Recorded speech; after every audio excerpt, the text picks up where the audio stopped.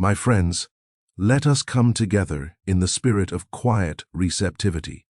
Let us set aside for a moment all the noise that surrounds this subject, all the debates, all the arguments, all the claims and counterclaims that have filled the world with confusion.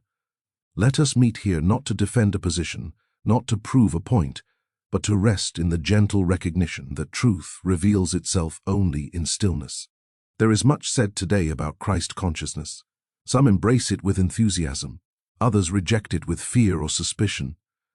Many are uncertain, pulled between voices that speak loudly in opposite directions.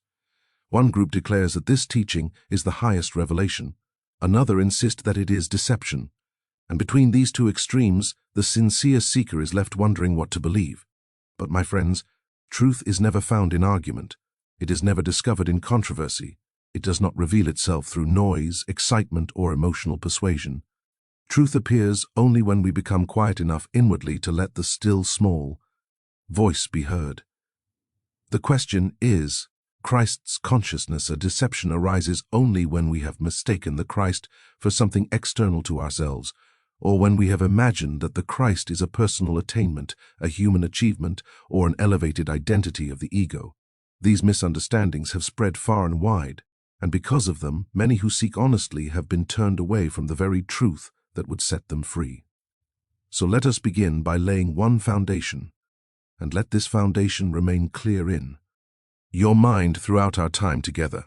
Christ consciousness is not a theory, it is not a philosophy, it is not a belief system, nor is it a psychological process. Christ consciousness is not something invented by human minds, nor is it a modern innovation. It is the eternal truth of your being, the truth that Jesus revealed, the truth that every mystic has discovered when they turned within and found the presence living itself at the center of their own being. We are not here to concern ourselves with what the world says about Christ consciousness.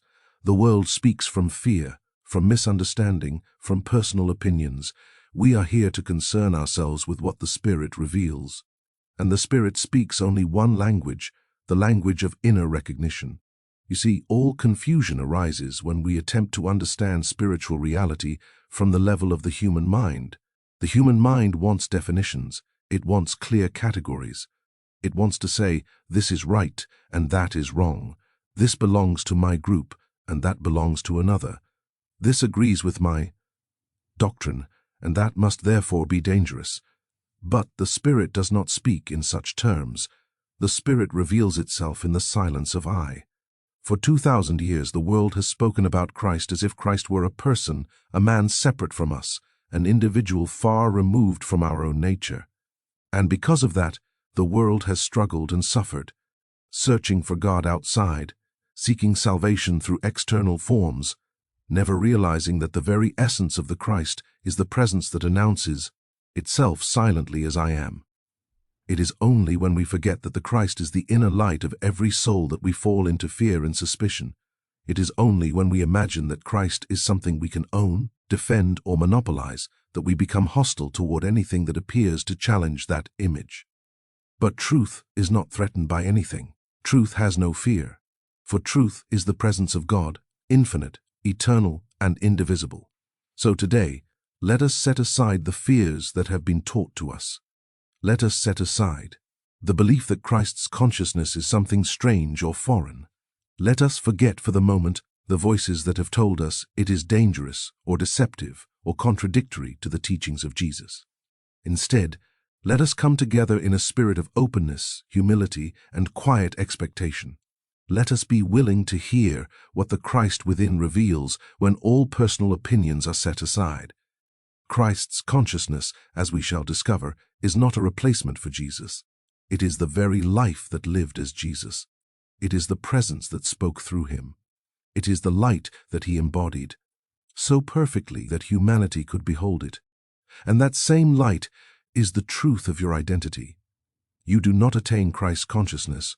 You awaken to it. You do not create it. You recognize it. You do not make yourself worthy of it. You discover that it has always been the essence of your being. This is where we begin. Not in fear, not in argument, not in human interpretation, but in the quiet realization that the Christ is not something external to be judged, but something internal to be revealed. Let us walk gently, my friends, for the subject before us is holy, and as we move deeper into this exploration, the controversies will fade away and the truth will stand on its own, simple, clear, and self-revealing. My friends, before we can determine whether Christ's consciousness is misunderstood or misrepresented, we must first become clear about what the term actually means, and we must become clear in the only way that spiritual clarity ever comes, not through definition alone, not through intellectual analysis, but through recognition. For spiritual truth does not enter through the mind, it reveals itself through the soul. So let us sit quietly for a moment. Let the mind grow still. Let the questions fall away. Let the personal opinions soften. And in that silence, let us listen for the inner meaning of this word Christ, which for so long has been spoken about, argued about, defended, misunderstood, and yet so rarely recognized. When I use the word Christ, I am not speaking of a man. I am not speaking of Jesus' human identity. I am not speaking of a personality who lived 2,000 years ago. When I speak of the Christ, I am speaking of the divine presence that animated Jesus, the Spirit that performed his works, the light that spoke through him and said, "I and the Father are one." That light did not begin with Jesus, and it did not end with Jesus. It is the eternal self of every individual waiting to be recognized. Christ is not a person. Christ is the spiritual identity of every soul. Christ is the presence of God appearing as individual being. Christ is the universal selfhood of all who have ever lived and all who ever will. Jesus revealed the Christ. He embodied it. He expressed it without obstruction. But he did not possess it as something unique to himself. He demonstrated it so that you and I might also awaken to that same presence within our own being. This, my friends, is the radical clarity that dissolves confusion. The Christ is not something outside of you. The Christ is the truth of you. Now let us consider the second word, consciousness. What do we mean by that?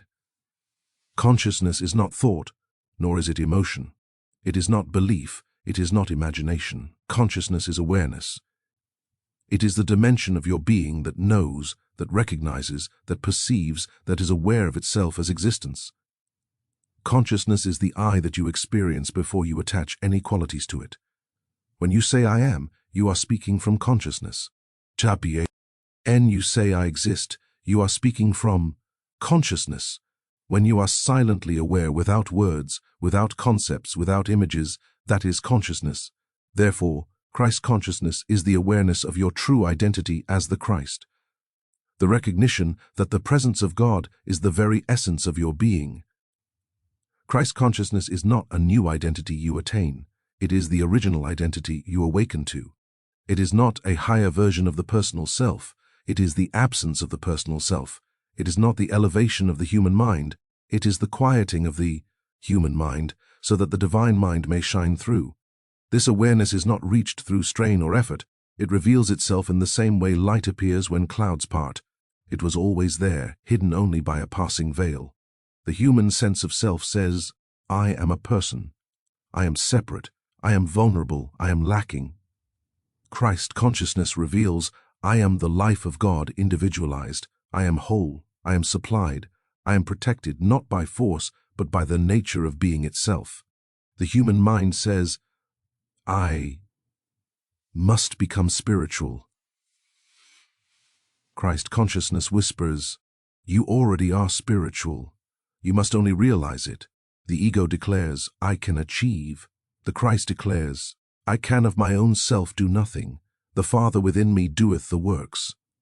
This is the difference between the world's misinterpretation of Christ's consciousness and the truth that Jesus revealed and that I have sought to teach. The world imagines that Christ's consciousness means personal greatness or special abilities, but in truth, it is the end of personal sense, the end of self-will, the end of the belief and separation. Christ consciousness is not the glorification of the human being, it is the disappearance of the human being into the realization of divine presence. When you recognize the Christ within, you do not become more of a person, you become less of a person, and more of the presence that has always lived as the reality of your being. This inner recognition quiets fear, dissolves judgment, releases resistance, and allows healing to occur naturally because you are no longer resisting the activity of God as your life. So let us be clear, absolutely clear. Christ consciousness is not a trend, not a doctrine, not a belief, not an invention of any era. It is the eternal nature of your being, revealed by Jesus, taught by the mystics, and discovered by all who have turned within and found the same presence, looking back at them as their own eye. And now, with this foundation, we can move deeper. We can begin to examine why so many misunderstand this truth, why some fear it, why some condemn it, and why the world has stumbled over a revelation meant to set humanity free. My friends, when spiritual truth becomes spoken of in the marketplace of human thought, when it is carried from one mind to another without the inner realization that gives it life, it is easily distorted. And because of this, the world has developed many misunderstandings around the idea of Christ consciousness. These misunderstandings are not malicious. They arise simply because the human mind attempts to grasp what can only be known by the Spirit. Let us gently, lovingly, and quietly explore these misunderstandings, not to condemn those who hold them, but to see through them so that the truth may stand unveiled. The first misunderstanding is this: that Christ consciousness is the claim that the human self is divine. Many fear this. They say how dangerous it is to tell people they are God. What deception lies in telling humanity that it needs no Savior, no Redeemer, no grace.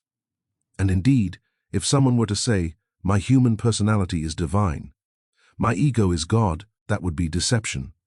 It would be delusion. For the ego has no spiritual substance, no permanence, no reality. But my friends, Christ consciousness never glorifies the ego. It reveals its nothingness. It does not say that the person is divine. It says the person is an appearance through which the divine may shine when the personal sense dissolves. If you have ever truly touched the inner presence even for a moment, you know that it does not inflate the self. It silences it. It does not exalt the personality. It removes it from the center entirely. It does not make you feel powerful. It makes you feel transparent, as though the presence of God were the only life living itself through you. The second misunderstanding is this: that Christ's consciousness replaces Jesus or diminishes his role. Some fear that this teaching takes away from the uniqueness of Jesus, that it denies his divinity or rejects his mission. But nothing could be farther from truth. Christ consciousness does not reduce Jesus. It reveals the true magnitude of what Jesus embodied. It honors him not merely as a man to be worshipped, but as the perfect vehicle of the Christ, the light that is the life of every soul. When Jesus said, "The works that I do, ye shall do also," he was not diminishing himself. He was elevating us. He was showing us that the same presence that operated as his being is the presence that constitutes our being. To recognize Christ within yourself does not dishonor Jesus, it fulfills his teaching. The third misunderstanding is this: that Christ consciousness is a quest for power manifestation or spiritual superiority. This misunderstanding arises because the human mind looks for advantage, for accomplishment, for something it can attain.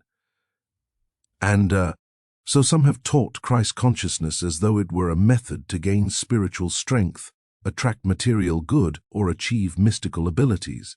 But this is not Christ consciousness. This is the ego seeking spiri, tool clothing. The true Christ reveals its own nature. I can of mine own self do nothing. This is the heartbeat of Christ consciousness. It is not the assertion of personal power. It is the surrender of personal will. It is the recognition that God, the infinite, invisible, is the only presence acting through us as life, as mind, as supply, as love. The fourth misunderstanding is this: that Christ consciousness is part of an occult or New Age movement. This belief arises because in the absence of true understanding, people group ideas together based on words rather than on essence.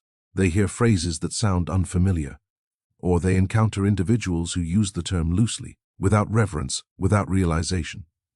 And so they assume that Christ consciousness is simply another modern trend. But my friends, Christ consciousness is ancient. It is older than Christianity, older than religion, older than any sacred text. It is the eternal truth of being existing before Abraham, before Moses, before the prophets, before the world was formed. It is the I, the divine awareness that is the very foundation of your existence. The problem is never the term. The problem is always the level of consciousness from which it is spoken. When spoken from the human mind, Christ's consciousness becomes a concept misunderstood and misused. When spoken from the Spirit, it becomes the revelation of the one presence, the one power, the one life expressing us all. And so the confusion arises not because Christ's consciousness is deceptive, but because human interpretation is always limited. The mind tries to grasp what can only be lived. And when the mind grasps, it distorts. When the Spirit reveals, it illumines. Let us therefore be very gentle with those who fear this teaching. Let us be patient with those who condemn it. They are not opposing truth. They are protecting the image of truth. The have inherited. They fear the loss of the familiar. They fear anything that appears to challenge their understanding of God and salvation. And fear, my friends, is only the result of not yet having felt the presence within. For when Christ is recognized as the inner light of your own being, all fear dissolves, all resistance falls away, and you discover that what once seemed threatening is in fact the very truth that leads you into freedom. Let us move forward now, deeper into the heart of this matter, and see what the Christ truly is when all misconceptions are set aside. My friends, now that we have seen the misunderstandings that cloud this subject, let us turn our attention to the true nature of the Christ. For unless this is clearly understood, everything else will remain confused. Everything else will remain tangled in the beliefs of the world. And the Christ, which is simple, which is ever present, which is nearer than breath, will seem distant, mysterious, and veiled. Let us begin with a very quiet realization. The Christ is not a religious term. The Christ is not a theological idea. The Christ is not a historical figure. The Christ is the living presence of God individualized as your own being. It is the spiritual identity of every soul, whether recognized or unrecognized, whether realized or unrealized. It is the invisible infinite essence of life that stands behind the appearance of form. It is the silent reality that Jesus embodied and revealed. When Jesus walked this earth, what made him the Christ was not his body, not his birth, not his lineage, not his personality. What made him the Christ was his transparency to the presence, his utter absence of personal selfhood. His life was a window through which the Father could shine without obstruction. He did not possess the Christ possessed him. He did not claim divinity for his human self. He, ended his human self so completely that only the divine remained. And so the Christ is not something Jesus had that you do not possess. The Christ is not a special attribute reserved for one man. The Christ is not the exclusive property of any religion or any doctrine. The Christ is the universal presence of God expressed as individual beings. Now let us be very clear. This does not mean the human personality is divine. It does not mean your human opinions, your human emotions, your human desires, your human ego are the Christ. No, the Christ is the I behind the I. That you speak every day the spiritual identity behind the human name, the divine essence behind the human life. When you say I am, before you add any description to it, before you say I am tired, or I am discouraged, or I am joyful, or I am afraid, there is a pure I that stands alone. That I is the Christ. It is the light that Jesus spoke from when he said, I am the way, the truth, and the life. He did not mean I, the man. He meant the eternal I that spoke through him. This is why he could say before Abraham was, I am, not I was, not I existed, but I am. The Christ is timeless. The Christ is birthless and deathless. The Christ is not bound to form, yet expresses through form. The Christ is not limited by matter, yet appears in matter. The Christ is not the body, yet animates the body.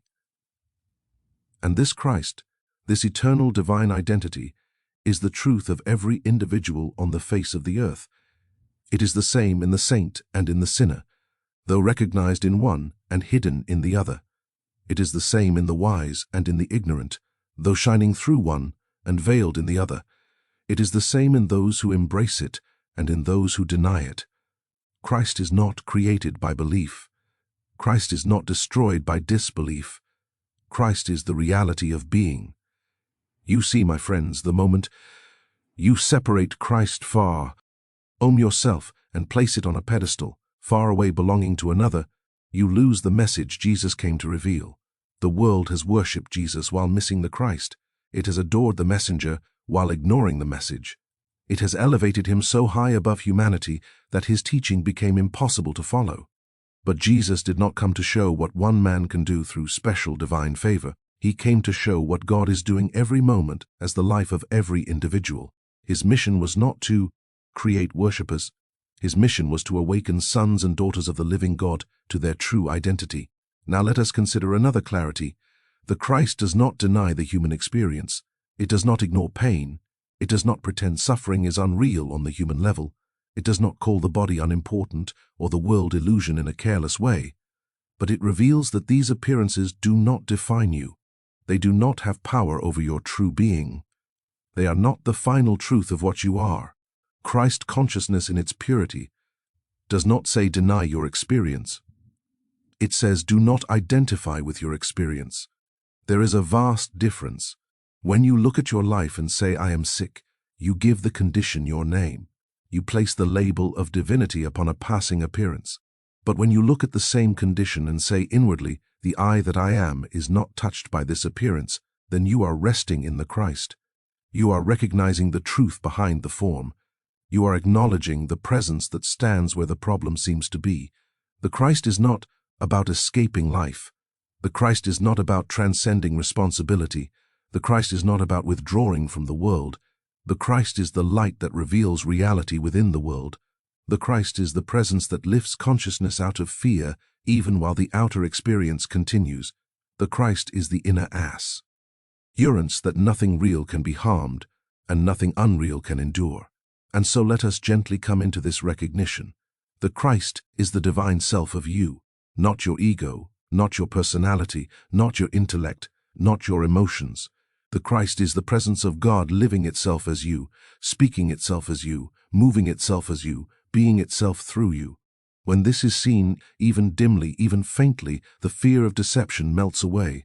For nothing can deceive the one who recognizes presence. Nothing can mislead the one who has found the source within.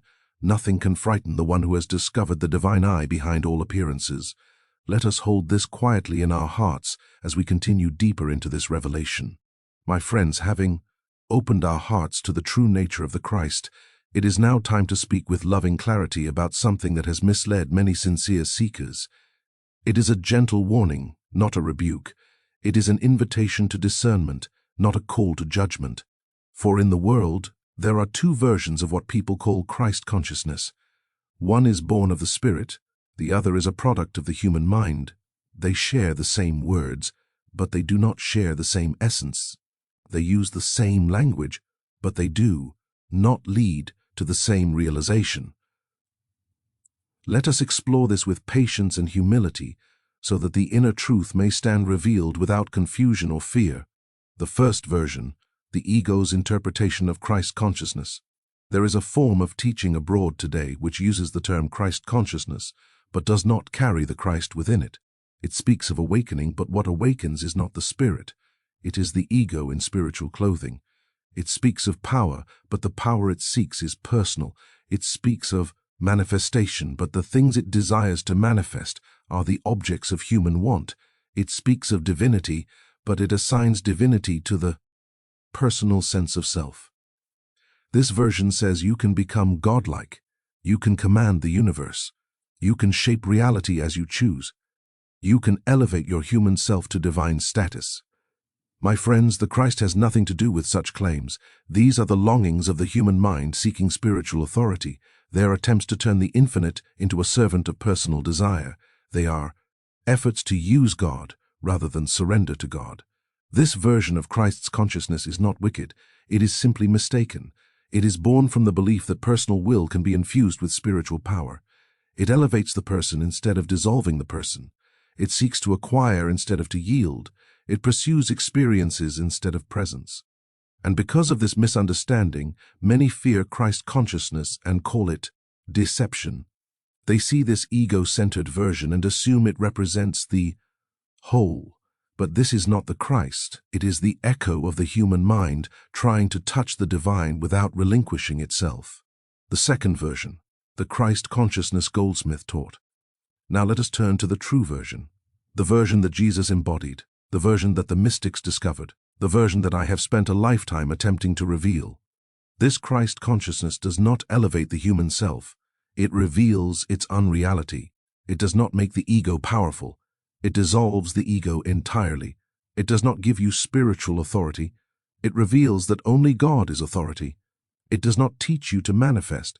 It teaches you to rest in the fullness that already is. This Christ consciousness whispers, "Of mine own self, I can do nothing. The Father within me doeth the works. I and the Father are one. The kingdom of God is within you. Here no personal self remains to claim anything. Here no human agenda survives. Here no earthly desire can persist in the light of the pres. Hence. And because there is no personal self seeking its own fulfillment, there is peace, profound, unshakable peace. There is a sense of harmony with all life. There is a natural flow of supply that requires no manipulation. There is healing not as a miracle performed by a person, but as a natural consequence of resting in the presence that is already whole. This is the Christ consciousness that Jesus lived. This is the Christ consciousness that reveals itself in pure silence. This is the Christ consciousness that removes all fear of deception, for it removes the very self that could be deceived. The difference between the two versions. And so let us state the distinction simply and clearly. The ego's version says I become greater. The Christ version says the personal I disappears and the divine I am shines forth. The ego's version seeks power. The Christ version relinquishes power, for God alone is power. The ego's version wants to attract things. The Christ version recognizes the Father knoweth what things you have need of. The ego's version tries to create reality. The Christ version beholds reality already present. The ego's version looks outward. The Christ version looks inward to the still sanctuary of being. One inflates the human self. The other reveals the divine self. One speaks loudly. The other speaks in the whisper of inner silence. One creates confusion. The other creates peace. One leads away from God. The other reveals that God has never been absent. Why this clarification matters. My friends, it is essential to distinguish these two versions gently and clearly, because many reject the true teaching after encountering the false one. They see the ego's imitation, and they recoil from the entire subject. They turn away from the very truth that could liberate them. But when the heart hears the authentic message, the message of surrender, of silence, of I, ne'er recognition, all fear dissolves. For the true Christ consciousness is nothing more and nothing less than the presence of God revealing itself as your own being. There is no danger in this. There is no deception in this. There is only peace. There is only light. There is only the gentle unveiling of what you already are in reality. Let us now continue deeper into this sacred truth, so that the confusion of the world may fall away, and the clarity of spirit may speak within us. My friends, if we desire clarity about the true nature of Christ's consciousness, there is no higher authority than the words of the Master himself. For Jesus did not come merely to be admired. He came to reveal the inner light that is the life of every individual. He did not come to display personal greatness. He came to unveil the presence that stands behind all form. And so today we turn to his own statements. For within them lies the spiritual key to Christ's consciousness, not a theory, not a philosophy, a living revelation. Let us approach these words not intellectually but quietly. Let us allow them to enter not the mind but the heart. 1.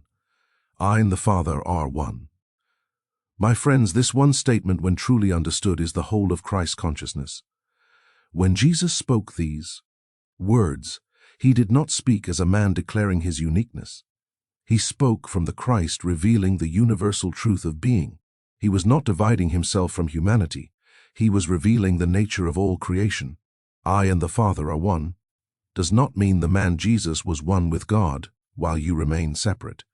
It means that the divine I which spoke through Jesus is the same I that is the life of every soul. The Father is the invisible source. The Christ is the expression of that source. And the I of you, the real you, the spiritual you, is that expression. This is not arrogance. This is not blasphemy. This is not self-exaltation. This is recognition. This is the moment when the veil of separation dissolves, when you realize that your life is God's life, that your being is God's being, that your existence is God's expression. This is the first step into the Christ too. The Father within me doeth the works. Here lies the end of personal ego. Here lies the death of the belief that we are separate individual beings, with private minds and private powers. Jesus did not say, I perform miracles through spiritual techniques. He did not say, I heal with my mind. He did not say, I manifest through personal mastery. He said, the Father within me doeth the works. This is the essence of Christ consciousness. God is the only presence. God is the only mind. God is the only power. God is the only doer. And when the human self steps aside, when the personal I falls into silence, the divine I am shines forth and healing occurs naturally, not as a supernatural event, but as the activity of reality revealing itself. When you know even in a small measure that the Father within you does the works, you cease struggling, you cease trying to fix the world, you cease attempting to manipulate circumstances, you enter the rest that Jesus lived in every moment. This is Christ consciousness. 3. The kingdom of God is within you. With these words, Jesus removed God from every external location. He removed God from the heavens above. He removed God from temples and holy mountains. He removed God from rituals and systems. He removed God from doctrines and institutions. He placed God in the only place where God can ever truly be realized within you, not within your mind, not within your emotions, not within your imagination, but within your consciousness, the silent living presence at the center of your being. Every spiritual journey that seeks God outside must eventually fail. Every attempt to reach God through external means must eventually collapse. Every religious practice that overlooks the inner kingdom remains incomplete. Christ consciousness begins when you turn inward, not to find something new, but to discover what has been there eternally. For the works that I do, you shall do also, and greater works than these shall you do. My friends, this is not poetry. It is not metaphor. It is not exaggeration. It is spiritual fact. Jesus did not come to declare his superiority. He came to reveal your identity. He came to show what God can do when a human sense of self no longer obstructs the fullness of the presence. When he says, you shall do the works, he is saying the same Christ that lived as me lives as you. Not the ego, not the personality, not the conditioned mind, but the eternal Christ, the divine I, the presence of God manifesting as individual being. He was not elevating humanity through flattery. He was unveiling reality. Do not let the world convince you this is heresy. Do not let fear tell you this is presumption. Do not let doctrines tell you this is reserved for one man. If only one man on earth was one with the Father, then the teaching of Jesus would be a contradiction. But if the Christ is the light which lighteth every man that cometh into the world, then the teaching is fulfilled. This is why Christ consciousness is not deception. It is destiny. 5. Lo, I am with you always. What is this I? It is not the man who lived in Galilee. It is not the historical personality. It is not a figure that comes and goes in time. This I is the eternal presence, the divine identity, the Christ within. The light, that is the life of every soul. When Jesus says, I am with you, he means the divine presence is your own being. It cannot leave you, it cannot abandon you, it cannot be lost. When you discover this, fear dissolves, loneliness dissolves, erring softens, and you awaken to the truth that you have never been separate from God for one instant. This is the heart of Christ consciousness, bringing his words together. His statements form a single unbroken revelation, oneness with the Father as the doer, the kingdom within the universality of divine realization, the eternal presence of the I Am. These are not the claims of a human being. These are the declarations of the Christ speaking through the transparency of Jesus. When these statements are heard inwardly, not as beliefs but as revelations, the personal sense of self begins to dissolve, and the divine self begins to shine through. That shining forth is Christ consciousness. Let us hold these words in silence for a moment, letting them enter deeply until the meaning begins to awaken from within. My friends, now that we have looked upon the words of the Master, let us move into the living of these truths. For Christ consciousness cannot be reached through intellect, through emotion, through repetition, or through effort. It is not attained as one attains a skill. It is not acquired as one acquires knowledge. It is not summoned as one summons a power. Christ consciousness is recognized. It is revealed. It is awakened from within. It is allowed, not achieved. It is permitted, not produced. And so our task is not to climb toward God, but to remove the veils that hide the presence already here. Let us walk gently through the essential practices that reveal this inner light. Not techniques, but openings. Not methods, but recognitions. 1. The still moment. Be still and know every realization begins with stillness. Not physical stillness alone, though that helps. Not forced quietness, though silence is its friend, but the inner stillness in which the personal self loosens its grip. Goldsmith taught what Jesus lived. You cannot know God while the Ind is busy trying to know God. You cannot receive the Christ while asking the Christ to come. You cannot hear the still small voice while shouting your desires into the silence. So we enter a sacred moment, not to think, not to ask, not to repeat, not to imagine, but simply to rest in the presence that is already here. In that moment, we gently let go. Let go of trying to reach God. Let go of trying to understand truth. Let go of trying to fix life. Let go of trying to become spiritual. And in the quiet that remains, the Christ begins to reveal itself to the practice of recognition. I am is here. Recognition is not affirmation. Recognition is not positive thinking. Recognition is not mental repetition. Recognition is simply awareness of what already is. Goldsmith would enter meditation not to change conditions, but to recognize the presence that stands behind conditions. Quietly, inwardly, he would rest in the recognition. I am the presence of God, being itself, not the body, not the mind, not the personality, but the invisible presence expressing as this being. This is not something to repeat mechanically. It is something to feel softly inwardly, like a whisper from within your own being. As you rest in recognition, the human sense of I begins to soften. The boundaries of personal identity dissolve. You feel the shift from me trying to realize God to God realizing itself as me. This is the beginning of Christ-conscious awareness. 3. Impersonalizing appearances. This is not about me. One of the profound keys Goldsmith taught is this. No discord has anything to do with your true identity. It is the impersonal activity of universal belief appearing in your experience. When you say, I am sick, I am afraid, I am struggling, you place the holy name of God, I am, on what is not truth. But when you say inwardly, this appearance is not personal. It is not about my spiritual entity.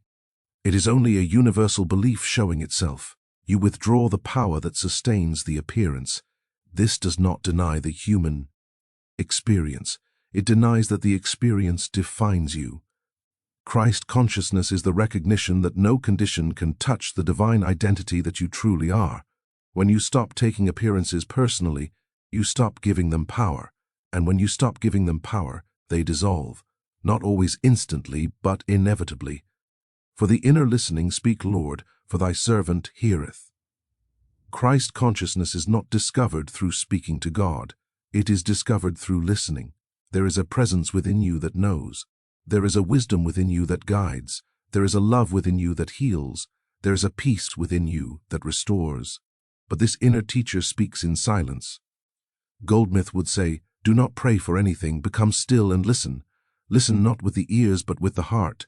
Listen for the wordless assurance that rises not from your thoughts, but from the very ground of your being. Sometimes the silence itself is the answer. Sometimes the peace itself is the guidance. Sometimes the stillness itself is the healing. Christ consciousness is a listening state, a yielding state, a surrendered state. 5. Resting without agenda. Thy will be done. One of the greatest obstacles to Christ recognition is the desire to use spiritual awareness for personal outcomes. When you enter meditation hoping to fix the body, you remain identified with the body. When you seek supply, you remain identified with lack. When you seek peace, you remain identified with fear. But when you enter meditation with no agenda, not to get, not to solve, not to change, you step into the atmosphere of the Christ. Christ consciousness has no purpose other than the revelation of God. When God is revealed, everything else unfolds naturally.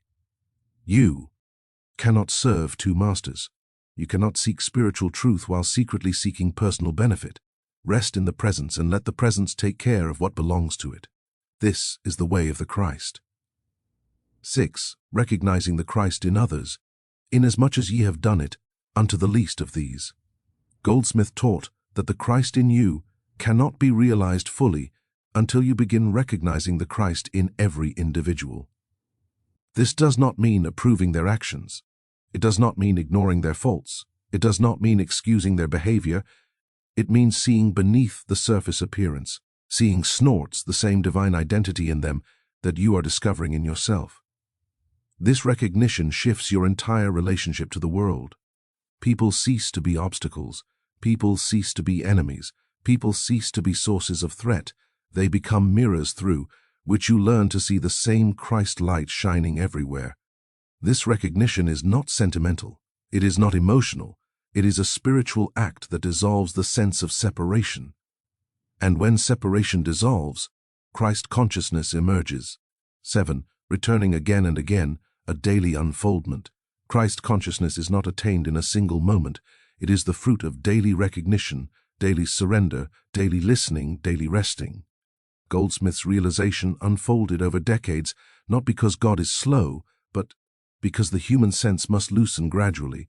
Each moment of recognition plants a seed. Each moment of stillness lifts a veil. Each moment of impersonalization dissolves a false belief. Each moment of inner listening unveils a new depth. And over time, sometimes suddenly, sometimes quietly, a shift occurs. You begin to live more from presence than from personality, more from spirit than from thought, more from Christ than from self. This is Christ consciousness. 8. The natural fruits. Peace, guidance, healing, supply. Goldsmith never pursued these fruits. He simply recognized the presence and the fruits followed naturally. Peace comes, guidance comes, healing comes, supply comes. Harmony comes not because you sought them, but because the Christ presence is harmony itself. You cannot seek Christ's consciousness for results. But the revelation of the Christ always expresses itself as wholeness. This is the law of spirit. This is the nature of reality. This is the fulfillment of Jesus' words. Seek ye first the kingdom, and all these things shall be added. My friends, these practices are not steps. They are openings. They are doorways. They are invitations to allow the presence to reveal itself. Christ consciousness is not gained. It is unhidden. You do not transform yourself into something divine. You remove what hides the divinity already present. Let us move now into the heart of this transformation, into what happens when this inner recognition becomes lived, embodied, expressed. My friends, let us now enter the sacred territory that few dare to describe, not because it is forbidden, but because it cannot be understood until it is lived. And yet it is helpful, comforting, and clarifying to hear what unfolds when the Christ begins to take form in your consciousness. For this is not a sudden event. This is not a thunderbolt from the sky. This is not a blinding illumination that leaves the personality transformed in an instant.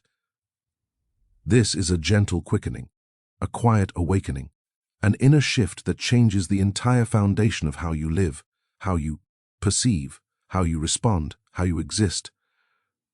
Let us walk through this slowly, reverently. 1. The dissolving of fear. The first evidence that Christ consciousness is dawning within you is not spiritual power. It is not mystical ability. It is not the attraction of good fortune. It is the dissolving of fear. Not through willpower. Not through courage. Not through affirmations or positivity.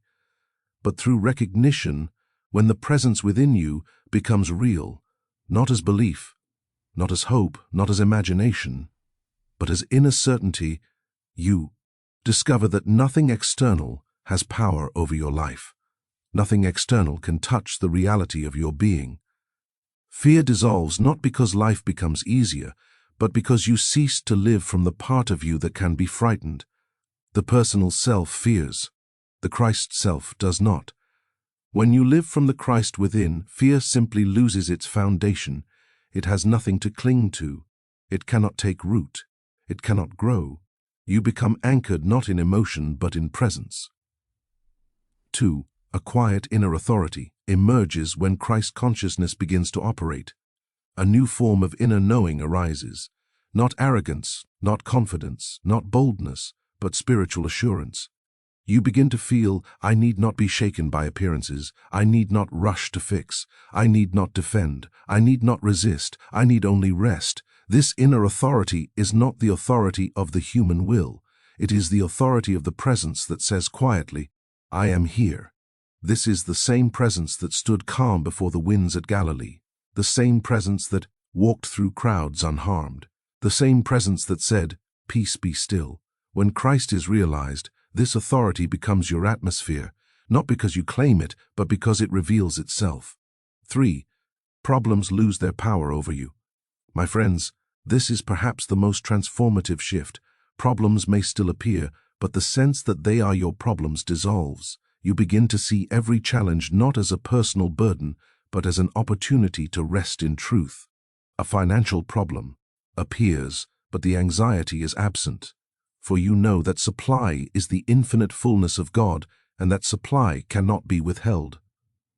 A health concern arises. B. The panic is gone. For you know the body is not the source of life, and life cannot be threatened. Our relationship conflicts are face, but the defensiveness is missing. For you know the Christ in you meets the Christ in the other, and harmony unfolds through recognition. Problems do not magically vanish. Your relationship to them transforms, and because of that transformation, the problems begin to shift, dissolve, reorganize, or pass away, not through effort, but through consciousness. 4. Daily life slows into presence. One of the signs that Christ consciousness is unfolding is that your whole experience of time changes. You move more slowly, not physically but inwardly. There is a sense of spaciousness around every activity. You perform ordinary tasks with a quiet awareness of the presence accompanying you. You do not rush, you do not strain, you do not live reactively. You begin to experience what Jesus meant when he said, "My peace I give unto you." This peace is not the absence of activity, it is the presence within activity. You may be busy outwardly, but inwardly you are resting, listening, abiding. Your life becomes a continuous meditation, not something you do, something you are. 5. Healing occurs in a new way. Healing no longer comes from trying to fix the body or the mind or the world. Healing comes from the revelation of truth. You begin to witness, not imagine, not affirm, not hope that every condition of discord is the manifestation of a false belief. And the moment truth is recognized, the belief loses its substance and the appearance dissolves. Healing becomes natural, unforced, effortless, sometimes gradual, sometimes sudden, always peaceful. Christ consciousness does not heal as a power. Christ consciousness reveals that there is nothing to heal in the first place, only truth to be known. 6. Supply becomes a flow instead of a pursuit. You cease chasing after good. You stop trying to attract prosperity. You stop believing there is something external you must obtain. Instead, you begin to feel the presence of God as the fullness of your life. Supply comes as needed, not through manipulation, but through recognition. Opportunities appear without striving. Resources arrive without desperation. Solutions present themselves without effort. Why? Because the Christ knows no lack. And when you abide in the Christ, you leave the consciousness of lack entirely. 7. Relationships are transformed when Christ consciousness begins to reveal itself. You cease seeing others as personalities. You see beneath the surface. You sense the divine identity in everyone, even those who oppose you. Judgment dissolves, resentment dissolves, grievance dissolves. You no longer try to change people. You no longer try to correct them. You no longer need them to be different. You rest in the realization Christ is the truth of them, whether they know it or not. And this recognition itself begins to heal the atmosphere of every relationship you touch. People around you feel safer. They soften, they respond differently. Not because you attempt to change them, but because the presence you carry changes the space in which they stand. 8. An unseen radiance begins to shine through you. You may not notice it at first, but others will. A calmness, a clarity, a quiet depth, a presence that cannot be explained. You do not preach, you do not persuade, you do not try to convert. Your presence itself becomes the message. You become unconsciously and without effort a transparency for the light of God. This is the ministry of presence. Goldsmith spoke of it cannot be taught, it cannot be learned, it cannot be practiced. It is the natural radiation of the Christ realized. People feel healed simply by sitting with you. People feel more peaceful after speaking with you. People feel hope in your silence, not because you are special, but because Christ is present and Christ alone does the work. 9. The personal self gently falls away. This may be the most profound consequence. The sense of me begins to dissolve. Not in a frightening way, not in a dramatic way, not in an annihilating way, but gently like mist evaporating in the morning sun. You stop defending the personal self. You stop glorifying the personal self. You stop fearing for the personal self. You stop relying on the personal self, and in the absence of this false me, the true I, the Christ, shines unobstructed. This is not the death of identity, it is the revelation of your real identity. 10. Life becomes a living unfoldment of God. Eventually, Christ consciousness brings you into a state where you live entirely from the realization that God is the life of me. God is the mind of me. God is the love of me. God is the being of me. God is the infinite invisible expressing as me. You cease planning life. Life unfolds. You cease controlling life. Life moves. You cease fearing life. Life reveals. You live spontaneously in harmony, guided not by thought, but by presence. This is the life Jesus lived. This is the life the mystics discovered. This is the life Goldsmith revealed. And this quietly, simply snorts gently is the life that becomes yours when the Christ is realized within you. My friends, this is not imagination. This is not theory. This is not wishful thinking. This is lived experience, the fruit of recognition. Now, let us complete our journey with the final section, the gentle closing of this unfolding. My friends, we have walked together through a sacred path, not a path of belief, not a path of doctrine, but a path of inner recognition. And now, as we come to this concluding moment, let us not think of this as an ending. For truth has no ending. Presence has no boundary. Awakening has no final chapter. This is not the close of a teaching. This is the beginning of a life lived from a deeper center, a foundation, a truer identity. Let us rest together for a moment in silence. For in silence, the Christ speaks.